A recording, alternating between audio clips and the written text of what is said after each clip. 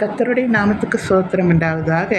பூமிக்குரிய விஷயங்களை நம்பாத நீங்கள் பரலோகத்துக்குரிய விஷயங்களை எப்படி நம்புவீர்கள்? சிலர் சொல்வார்கள், பூமிக்குரிய விஷயங்களை நாங்கள் நம்பாததற்கு காரணம் அவைகள் காலப்போக்கில் மாறக்கூடியவைகள், நிலையற்றவைகள் மற்றும் குறைபாடு உள்ளவைகள்.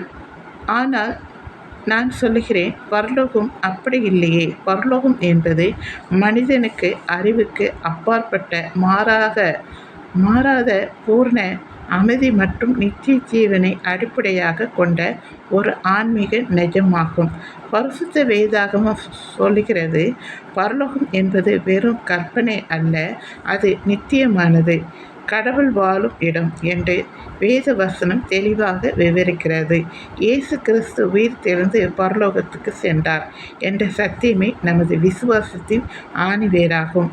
பூமிக்குரிய வாழ்க்கை தற்காலிகமானது, ஆனால் பரலோகம் என்பது கைகளால் கட்டப்படாத நித்திய வீடு. இந்த உலக வாழ்க்கைக்கு பிறகு ஒரு நித்திய வாழ்க்கை உண்டு என்றால் அது பரலோகம்தான். நம்புங்கள். நம்பிக்கை ஆன்மீக பலத்தை உறுதி செய்யும். சரிங்களா? தேங்க்யூ.